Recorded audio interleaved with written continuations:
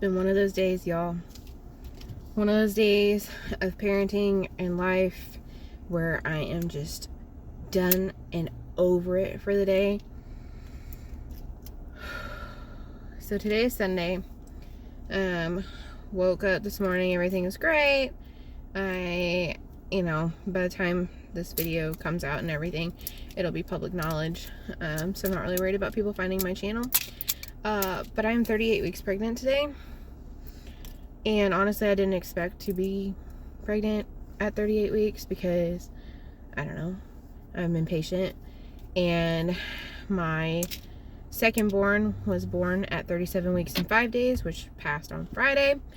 And my third born was born at 38 weeks and 5 days. So, anyways, I'm just tired. I'm impatient. I'm tired of being pregnant. So I woke up this morning, not really like high hopes or anything like that. It's just, I just woke up. Okay. So that's where the day started. And then it didn't really go downhill. It just kind of went up and down, up and down, up and down the hill. The kids didn't want to get up. Charlie finally got up. Riley didn't want to get up. Caden got up, but he is the only one that ate his breakfast today. I made waffles and paired it with some strawberries and blueberries. And neither girl, who are great eaters, ate hardly any of it. Charlie ate her strawberry, and Riley didn't eat any of it. And Caden, he wouldn't have eaten the strawberries and the blueberries anyway, but he ate all of his waffle. So we go to church. The kids are arguing with me all the way there.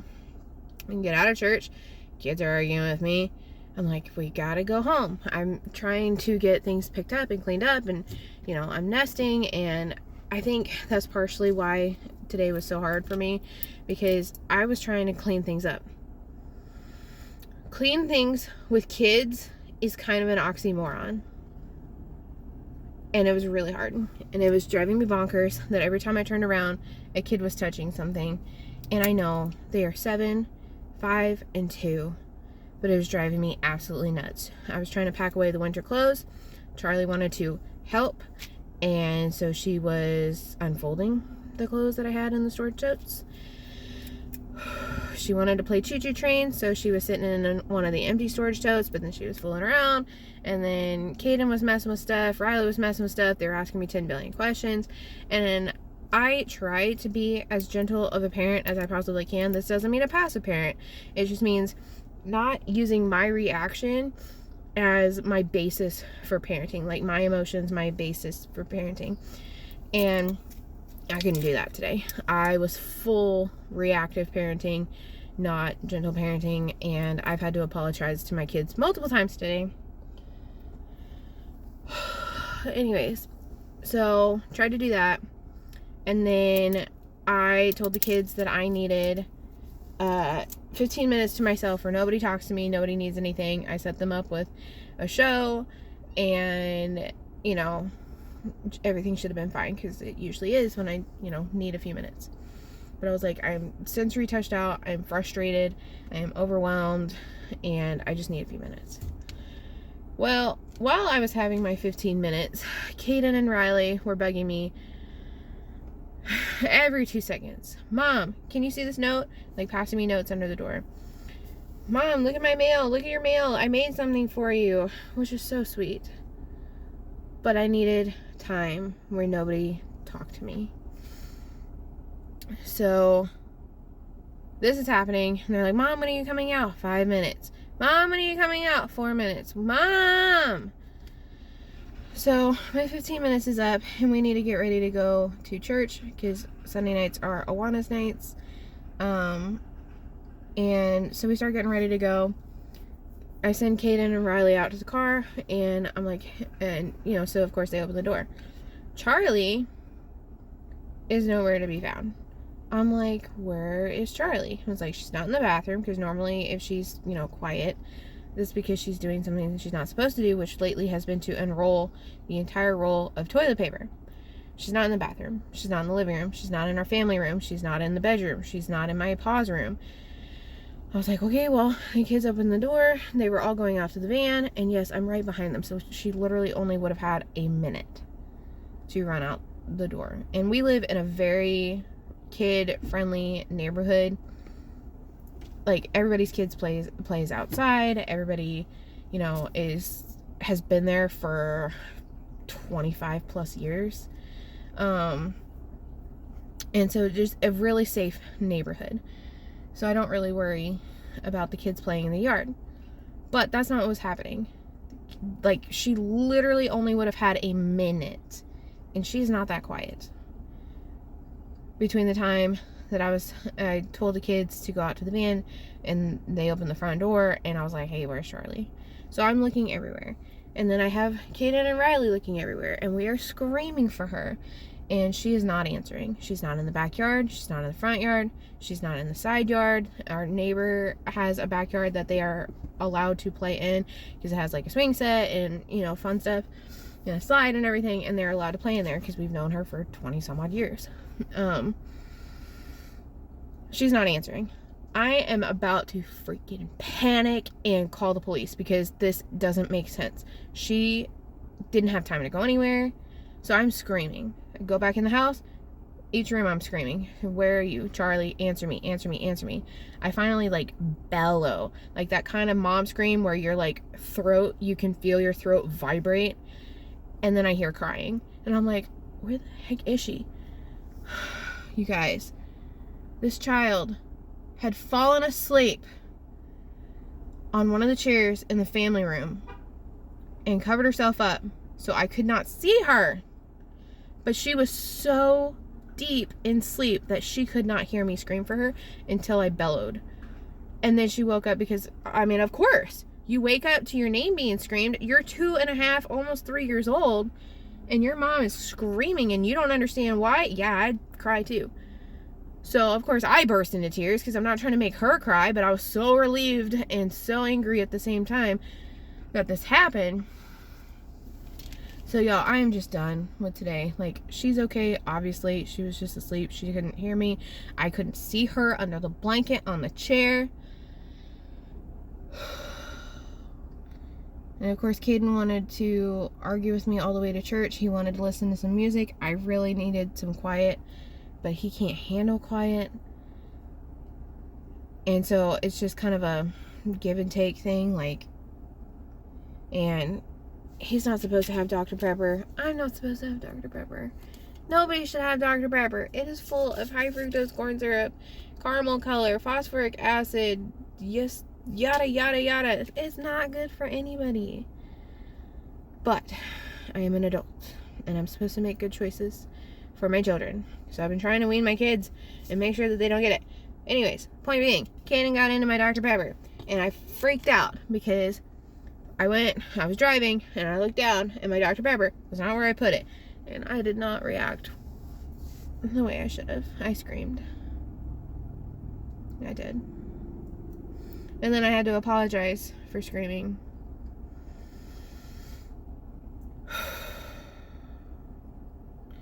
Anyways. So now I'm here. Got the kids dropped off at Awana's. I normally don't leave Awana's. You can. Parents can leave with their kids at Awana's. It's totally fine. I just never do. Like, I don't know. I sit there with my planner or my laptop and I get work done or reply to messages or emails or whatever in the lobby, or I talk to the other parents and I just stay on campus. But I had 2 of these laundry baskets right here of clothes that I need to do. I am due any day now. I can't just postpone it like, oh, I'll just do it tomorrow. Because honestly, I've been doing that for the last week, and I still haven't gotten up here to the laundromat because I've been so busy. I cannot wait until we can get the washer moved out of the storage unit and put into my pa's garage where it's supposed to be. Because laundromat life as a busy single mom sucks. And I can't even send it out. It doesn't feel like, because the closest laundromat that does an overnight thing is in like a town that's 30 minutes away from me, and I still have to be able to plan that ahead of time to be able to plan going to that town to drop it off, having enough, because you have to have a $15 minimum to do their service, and then making sure that I can go back there the next day to pick up my laundry. And it just hasn't been working, and I haven't found a local laundry service close to the city that I live in to be able to do that. And I really need to, because yes, ADHD makes it really hard to plan certain things ahead of time because it's that executive functioning part. But I've got to figure it out because I need to be able to take this load off. Pun not intended. Anyway, so I'm out here.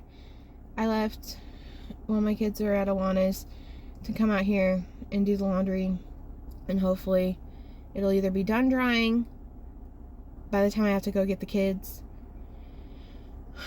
or it will be ready when I get back here after getting the kids, because it's a 16-minute drive from the place that my kids do Alana's at to the laundromat that I'm at. So anyways, it's been a really long day. I am exhausted. Baby is stretching and moving, but I'm just tired and ready for it to be over with, and it's just been a really hard day. So I don't come on here to say this to be all like, woe is me, or pity party, or feel sorry for me, or anything like that. I don't. The point of this is just to show that everybody has bad days, and no, most of the time I try to be like, oh, okay, this is just one 5-minute segment of my day. I'm not going to let it affect the rest of my day, and I try not to. Today was not one of those days. I didn't necessarily let each event affect the rest of my day. It just felt like as soon as I was done reacting and dealing with a situation, that another one popped up, and then another one popped up, and another one popped up. Like, the van isn't even fully cleaned out yet, so I can deep clean the inside and unfold the, I have stow and go seats in my minivan, so I need to undo the stow and go seat so that there's space for this baby when he gets here, and then I need to actually clean his car seat. I think his car seat's fine, but I gotta double check and make sure that it actually is, and if it's not, then I really need to do that.